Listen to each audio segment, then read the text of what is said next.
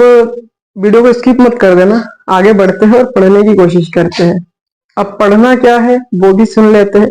पढ़ना आज हमको ये है कि जैसे वीडियो में देखा आप लोगों ने कि सैया जी का पसीना टपक रहा है। अब सैया जी के पसीने टपकने के पीछे रीजन क्या है, सैया जी का पसीना क्यों टपक रहा है?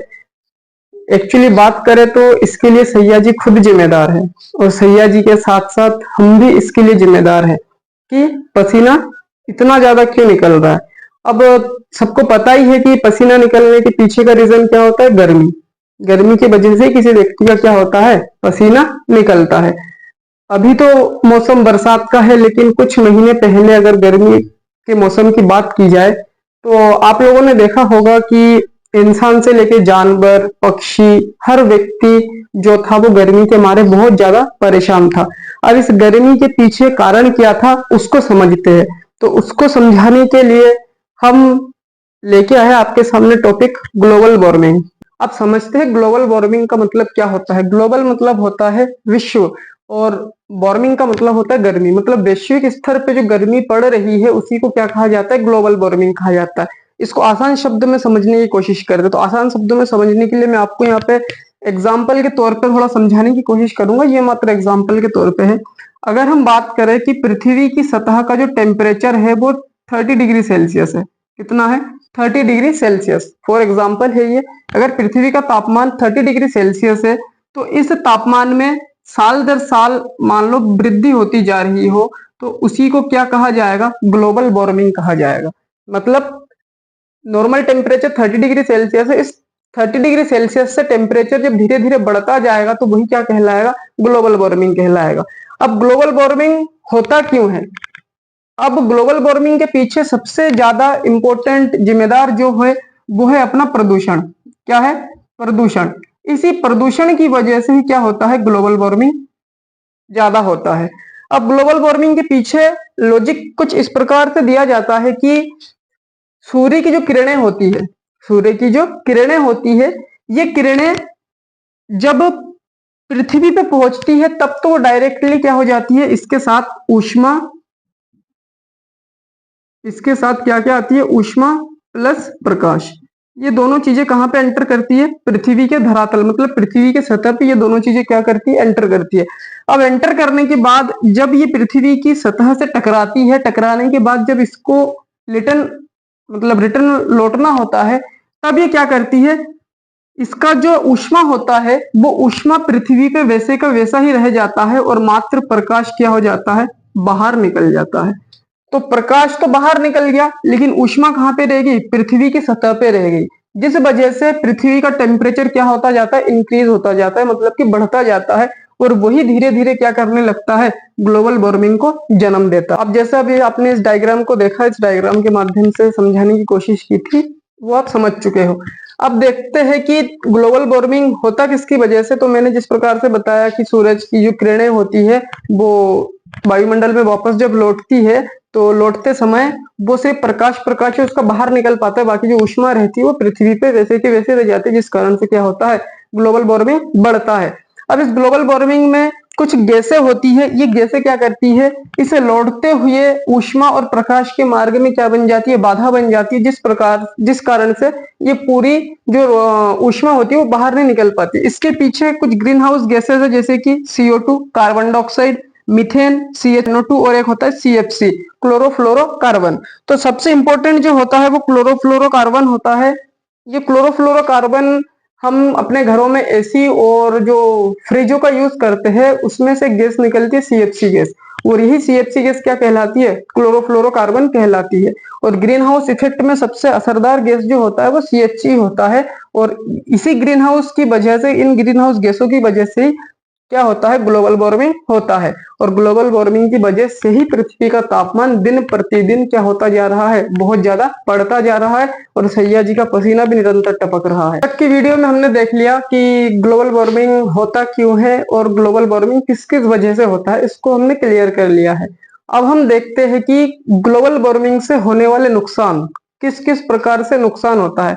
अब ग्लोबल वार्मिंग से किस किस प्रकार का नुकसान होता है वो देखते हैं। अब ग्लोबल वार्मिंग होगा तो सिंपल सी बात है कि तापमान में क्या होगी, वृद्धि होगी। मतलब कि टेम्परेचर क्या होता जाएगा, बढ़ता जाएगा। साल दर साल टेम्परेचर में क्या होती जाएगी, वृद्धि होती जाएगी।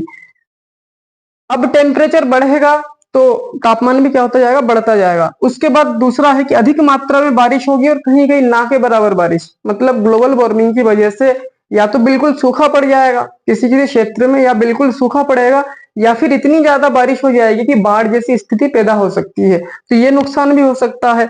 और एक हो सकता है समुद्री जल स्तर में वृद्धि। जितने भी हमारे महासागर है, जितने भी समुद्र है, उन समुद्रों के जल स्तर में क्या हो सकती है, वृद्धि हो सकती है। अब समुद्री जल स्तर में वृद्धि किस लिए होगी वो समझना सबसे ज्यादा इंपॉर्टेंट है।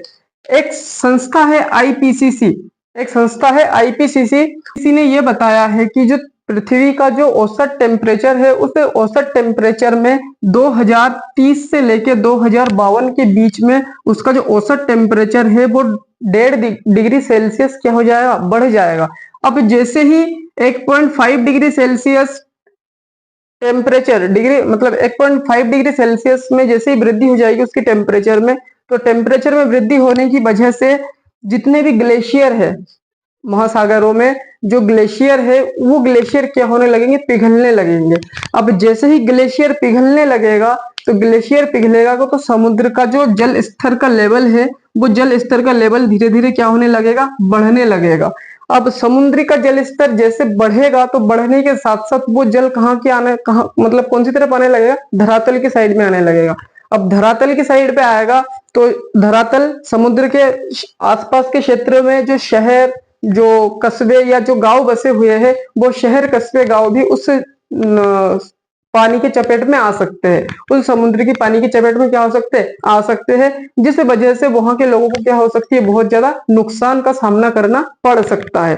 ठीक है, अब ये तो हो गए ग्लोबल वार्मिंग के नुकसान। इस प्रकार से क्या हो सकता है, ग्लोबल वार्मिंग हो सकता है। ग्लोबल वार्मिंग के किस किस प्रकार के नुकसान है तो ये हमारे सामने है। अब इसके बचाव के तरीके हमारे सामने ये आता है कि हम ज्यादा से ज्यादा क्या लगाए, पेड़ पौधे लगाए। अब ज्यादा से ज्यादा पेड़ पौधे लगाने से क्या हो जाएगा, प्रदूषण की मात्रा में कमी आएगी। और जितना हो सके उतना अपने मतलब कि प्रदूषण को कम करने की कोशिश कीजिए। प्रदूषण को कम करने के लिए सबसे पहली बात तो ये है कि जैसे कि अपने पर्सनल गाड़ियों का यूज करना थोड़ा कम कर दे। तो ये तो हो गई बात हमारे कि ग्लोबल वार्मिंग से किस किस प्रकार के नुकसान होते हैं। ग्लोबल वार्मिंग को कंट्रोल करने के लिए भी हमको कुछ ना कुछ कदम उठाने चाहिए। उसके लिए हमको खुद आगे आना पड़ेगा। तो अधिक से अधिक संख्या में हमको क्या करने चाहिए, पेड़ पौधे लगाने चाहिए। पेड़ पौधे लगाने से क्या होगा, वो जो होगा वो प्रदूषण की मात्रा को कम कर देगा, जिस वजह से पृथ्वी का टेम्परेचर क्या हो सकता है, कम हो सकता है। अब इसी प्रदूषण की वजह से और एक नुकसान होता है हमको, वो क्या होता है वो भी देखते हैं। प्रदूषण इतनी ज्यादा मात्रा में हमने कर दिया है, एक गैस बताया था मैंने आपको भी, CFC, क्लोरोफ्लोरोकार्बन। ये क्लोरोफ्लोरोकार्बन क्या करता है, हमारी जो ओजोन परत होती है, क्या होती है, ओजोन परत। ये तो जानते ही होंगे आप लोग, ओजोन परत जिसका फॉर्मूला होता है O3, इसको O3 से इंडिकेट किया जाता है कि जो ओजोन परत होता है, ये ओजोन परत काम क्या करता है, जो सूर्य होती है, इस सूर्य से आने वाली जो किरणें होती है, जो पृथ्वी पे पहुंचती है, परावैंगनी किरणें, जो ह्यूमन बॉडी के लिए क्या होती है, बहुत ज्यादा नुकसानदेह होती है, उसको रोकने का काम कौन करती है, ओजोन परत करती है। लेकिन हमने फ्रिज और AC का इतना ज्यादा यूज करना शुरू कर दिया है कि ये CFC गैस अधिक मात्रा में उत्सर्जित हो रही है। और ये उत्सर्जित होकर सीधे ही किस पे हिट कर रही है, जाके ओजोन परत पे हिट कर रही है। किस पे हिट कर रही है, ओजोन परत पे। अब जैसे ओजोन परत पे हिट कर रही है तो हिट करते करते करते करते उस ओजोन परत में क्या बन चुका है, छेद बन चुके हैं। अब ओजोन परत में जैसे ही छेद बन गया तो छेद बनने से क्या हो गया, ये सूर्य से आने वाली जो परावैंगनी किरणें, मतलब हानिकारक जो किरणें थी जिसको रोकने का काम ओजोन परत करती थी, वो सीधे ही कहाँ पहुंच रही है, पृथ्वी पे पहुंच रही है। अब पृथ्वी पे पहुंचने के कारण से नुकसान ये हो रहा है कि किसी किसी व्यक्ति को क्या देखा जा रहा है कि स्किन कैंसर से संबंधित समस्या को उनको क्या करना पड़ रहा है, सामना करना पड़ रहा है। तो ये सारा जो भी हमने पढ़ा है अब तक, उसके पीछे एक ही चीज जिम्मेदार है, वो क्या है, प्रदूषण। तो प्रदूषण को हम जितना ज्यादा कंट्रोल में कर लेंगे तो हमारी जो पृथ्वी रहेगी वो उतनी ही ज्यादा सेफ रहेगी और सुरक्षित रहेगी। Thank you for watching.